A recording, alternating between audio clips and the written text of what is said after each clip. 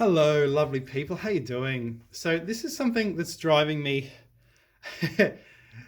absolutely ballistic. Okay, absolutely ballistic. So basically, in this video, we're going to say that the Slav migrations, which supposedly, according to all of the scholarly work, happened between the 5th to the 10th centuries, a very wide period of time. Look, that never happened, guys. And we're going to prove in this video what really happened. Okay, what really happened. It says the first written use of the name Slavs dates to the 6th century when they just appeared out of nowhere in Central Europe. They just appeared in Central Europe. This never happened. There's no history of this. I'll show you straight away what really happened. What really happened is this letter here in Polish. There is this letter called L. It's an L with a stroke. It's in Sorbian, which is East Germany. It's a Kashubian, West Slavic, Ukrainian. What this letter means, it is basically called an L. And what it means is it's pronounced a W, right? So you take the word Slav and it's Swav. And now you take this word Swobi, it's actually Slavi, Swovi. And these must be the Slavs. Suddenly, wow, they appear in history. Suddenly, they're in East Central Europe. Oh, what a coincidence. Oh, the Swovi. Oh, and it says they're Germanic peoples, originally from the Elba region. And originally from the Czech Republic, exactly where the Slavs are centuries later. And they have this weird Czech confederation, the Markomani, Quadi, Hermanudi, Semenonas,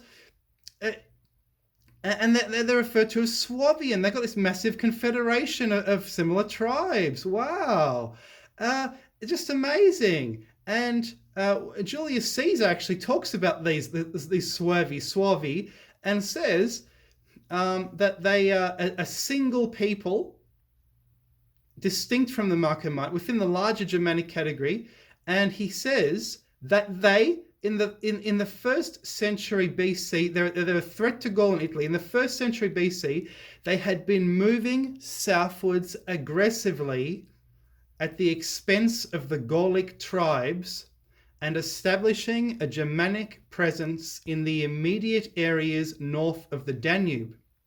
In particular, he saw the Suebians as the most warlike of the Germanic peoples. That's it. That's the Slav expansion in history around the time of Christ. That's it. Okay? And you look up early Slavs, and it's like, oh, it is hypothesized that blah, blah, blah. It is theorized that blah, blah, blah. It is supposed that blah, blah, blah. Rubbish. That's the history. That's it. That's the Slav expansion. They were a people from just south of the Baltic expanding southwards around the time of Christ 2,000 years ago. We've proven in the last video the Vandals, who couldn't have been Slav, were Slav. We've proven that the Vandal kingdom, such as the Vandal kingdom of Proto-Portugal, they spoke something similar to Polish, Russian with the same accent. We've shown all that. That's why the rest of the Spaniards, they speak something much more similar to Latin. There's such a massive difference between Portuguese and Spanish, and that shouldn't be the case. I mean, this is just unbelievable. So they're the most warlike of the Germans, and these are the ones who invaded Italy, starting the Marcomanni Wars. And of course, so here we have, let's look here. So this is a map. We've shown the Limes Saxones between the Saxons and the Slavs. That is a line here in the 8th century AD, exactly where the demarcation is, centuries earlier, between the Suevi and the Germans, the rest of the Germans. I still think these Cherusci are Russians, by the way. And I just have to say this, and there is massive history about this, massive history.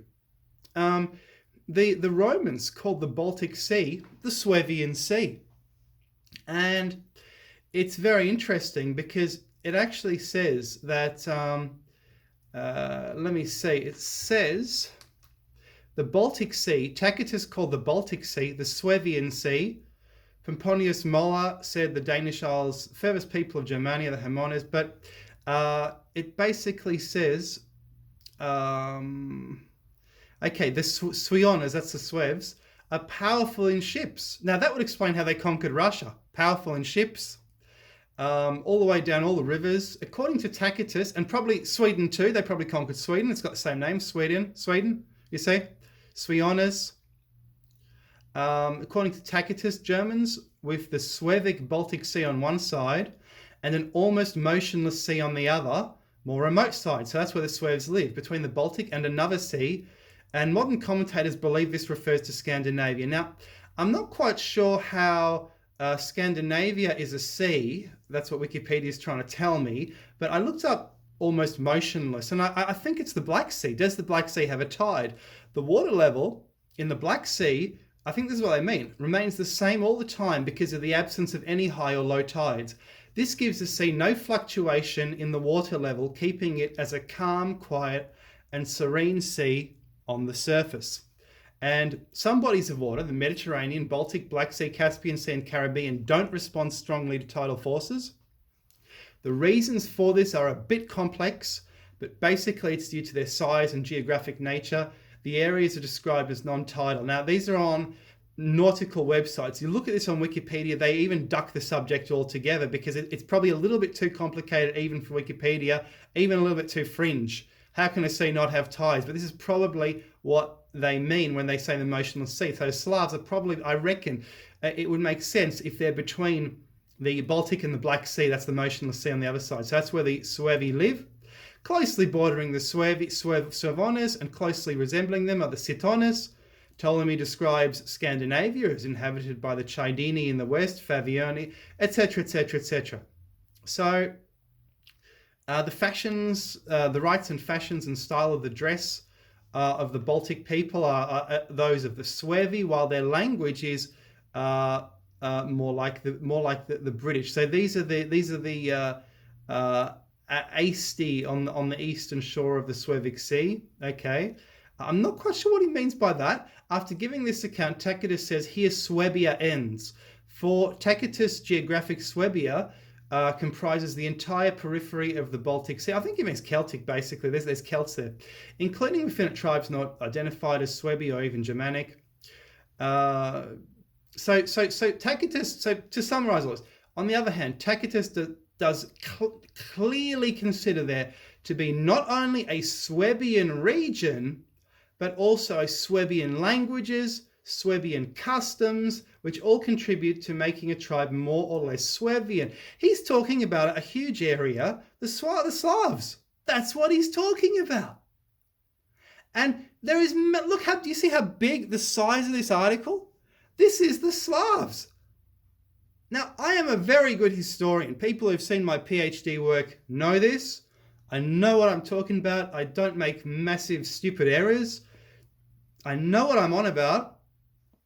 These are the people who are harassing Rome for centuries, coming out of Central Eastern Europe. These are the ones. We've seen the DNA results that the Vandals are essentially 70% Slav. We've seen that. I mean, it's fascinating. You look at the kingdom they set up, the Suebi in Portugal. This is why Portugal sounds like Russian Polish. And the kingdom of the Suebi. And it says here it's a Germanic post-Roman kingdom. Oh, I see. One of the first to separate from the Roman Empire. So they were separated for a long time. So Portuguese is so different to Spanish. Like really, Spanish is almost like a Latin, like an easy version of Latin. And then this is so different. But look at the kings. There's one king called of these, King Miro. King Miro. So Miro, everyone knows that this is a Slav name. I mean, I really wouldn't say this is a Germanic name.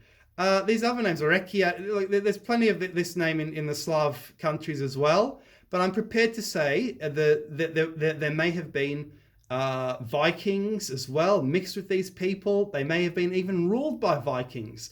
And they may have had even two different languages, not just one language. They may have had a Germanic language, as they may have been speaking German, being allied with Germans to conquer the Roman Empire, as well as speaking Slav languages.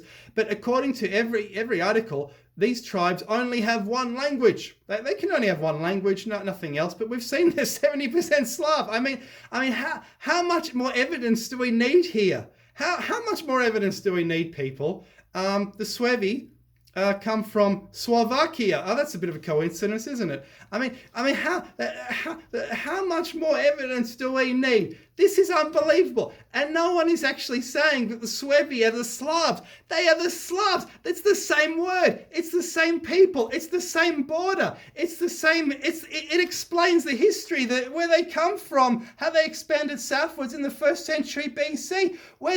Show me this early, and then you go to the Slav article, and it says, we suppose them to come out. You know what it says? It says, they came out of the Pripyat marshes. So what happens is, Polish botanist Józef Rostafiński placed the Slavic homeland in the Pripyat marshes because it lacks certain plants. So he found some Germanic loan words, duma, kupti, sword. The common Slavic words for beech, larch, yew were borrowed from Germanic, which led Polish botanists to place the Slavic homeland in the Pripyat marshes, which lacks these plants because there's loan words. Look.